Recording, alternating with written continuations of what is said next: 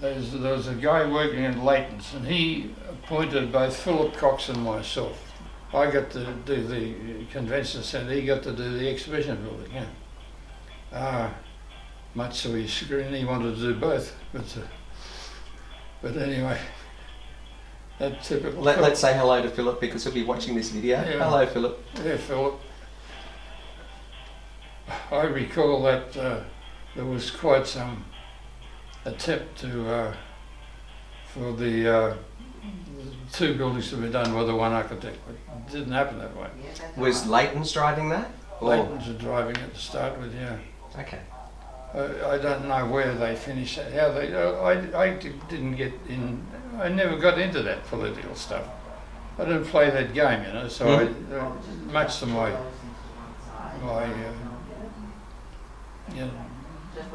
problem, I think I should have played it a lot more than I did. These meetings with so-called design types, you know, that, but I don't know, we just sort of went ahead. We set the office up down, you know, I play a game with these bloody people, you know. We bought a beautiful old ferry and I set it up as an office. Originally it was the ferry from, I think it was from Melbourne, went from Geelong to Melbourne. That was the original thing of the ferry, so it was just a big old ferry, you know. And that was our office down there. And I used to take people out for lunch on it and that sort of thing. I recall Andrew Anderson's coming out for lunch on the ferry, and these guys, they loved it. They sort of, you know, it was the best way to deal with them. Yeah. Where have your meeting on the ferry and, you know, get some sandwiches or something, go up and down the... In fact, we used to get it catered depending on who it was for. And, you know, there were ways and means of doing things that sort of could... What do you mean? Well, I could draw people's attention away from the thing they were most interested in, like trying to get you to do what they want you to do. I'd be more interested in getting them to do what I want them to do. So you accept somebody's invitation for lunch on a boat on Sydney Harbour, you're not going to be much of a problem. Well, it's a much gentler time than now. Now, if you're going to use a boat today, use a fucking destroyer or something. You know, use a nice old ferry. The architectural principles are, you know, I don't know whether we've got them anymore. I don't know what they are. I mean, I sort of, I have great difficulty in believing that the way some architects are operating these days, in fact, you know, where everything is given over to engineering. I mean, I just don't believe it.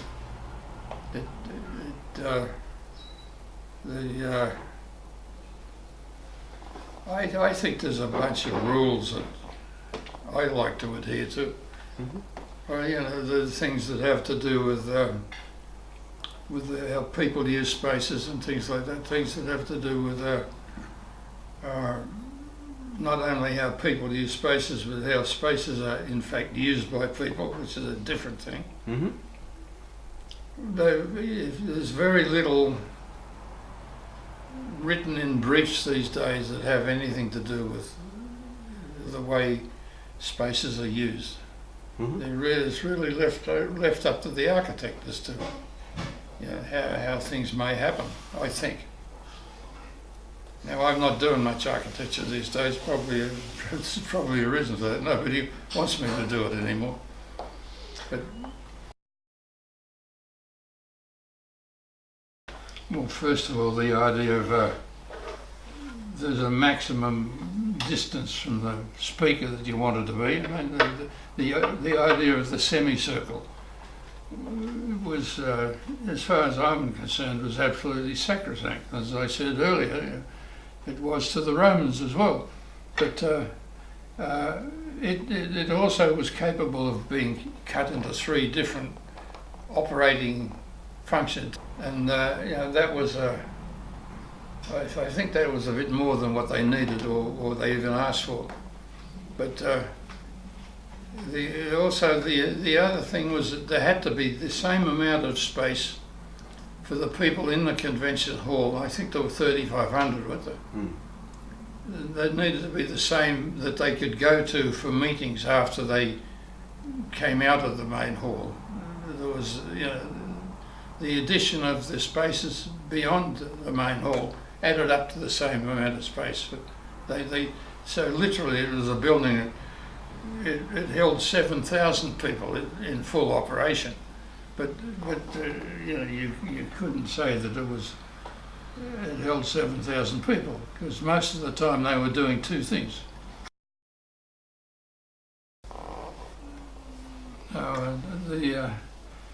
As I recall, the way the thing worked, you filled the kitchens behind the parts of the semicircle.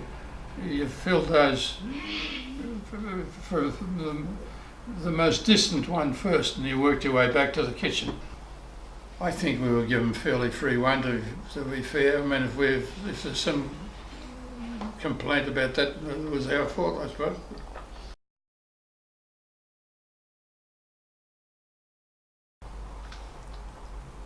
Well, one large part of it was Bob Woodward and the fountain.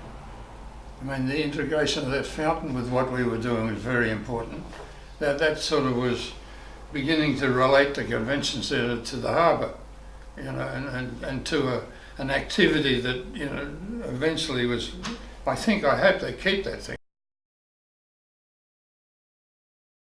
Well, I think I'd have to say, obviously, we designed it so it could grow, because it was part of the brief. Well, also, I think it was for more people, and finally was stuffed in it to begin with, right? I think the intended seating arrangement was for more than they finally got, more than they finished up with. Oh, absolutely. I mean, what would result in, I think, standing today had been if the decisions that were made by people who knew the price of bloody wine. That was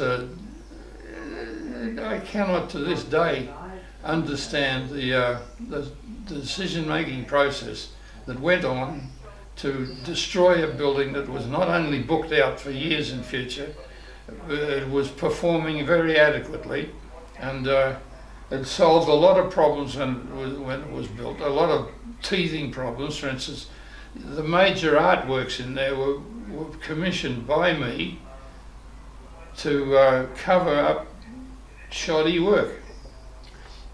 There were major flaws in the concrete work that, under the specification, the concrete work would need to be demolished, except for the fact that we were able to convince the contractor that we could cover those up with artwork, another purpose for art. The convention centre, of course, was sort of I'd have to say there was a lot of the, if I say me, I don't mean, let me say us, as a firm in the convention centre. We weren't asked to do all the things that were done there. Nobody asked for tall spaces and things like that, and visual things where you can see different levels, and they didn't ask for that. They don't brief that sort of thing. I mean, a lot of that sort of feeling of the building really comes from the architect, I think. It pleases me at all, but it's just the way it is. Okay, why do you think that is? I'd have to say there's a degree of sort of tall poppy syndrome going. I was not here for years. Then I moved back here with somewhat of a reputation and that sort of thing. So there's still a fair degree of resentment to being here. It couldn't. Things like that wouldn't happen to the conventions that have been in Canada. It wouldn't happen. That's sort of you got much more sort of respect, if you like, as an architect in Canada than you got here. I can only think that it's sort of that degree of jealousy, no question about that. But so what? I've had a fairly good run here, I suppose, in many ways.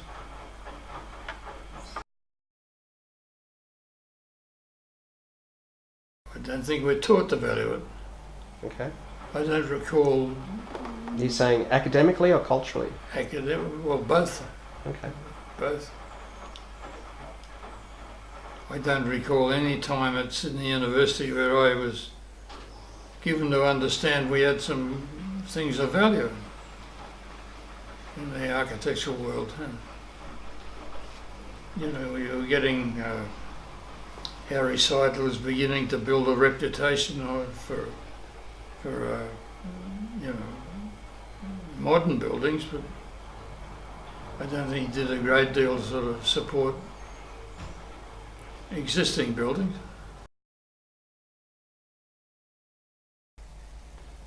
Postmodernism doesn't appeal to me at all. Okay. Why is that? I think it's basically false. False in what way? In what in its attitudes and what it's trying to accomplish, and what do I think it's? I guess also it's based on the wrong premise.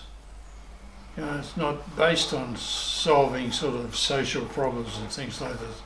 More based on good looks or more based on what's supposed to be good looking or something. I doubt if it was about the financial aspects of it. As my information is that it was financially doing well and had no problem whatsoever. So it had to be about the society, and it had to be about the fact that we were prepared to knock down a good building. And who's prepared to knock down good buildings? Mostly architects. Luddites. I mean, when you think about it, that was a completely irresponsible decision to get rid of either the convention centre or the Philip Cox building. Totally irresponsible.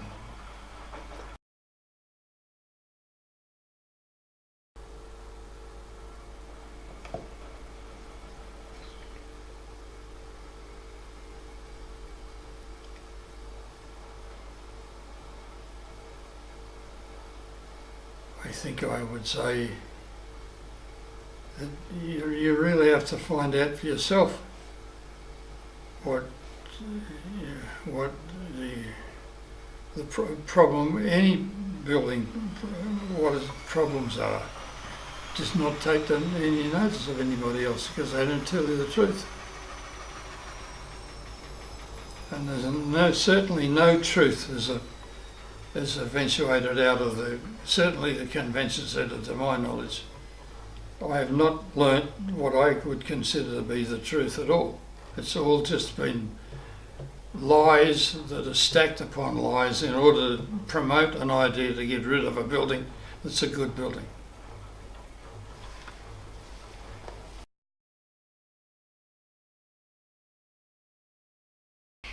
Well, you know, it's an interesting parallel, this the Sydney Convention Centre, to a lot of what happened in Rome in the older day. They also had the great difficulty with good wine, as I recall. It was one of the reasons for their demise, and it's interesting to sit here and see it happening again.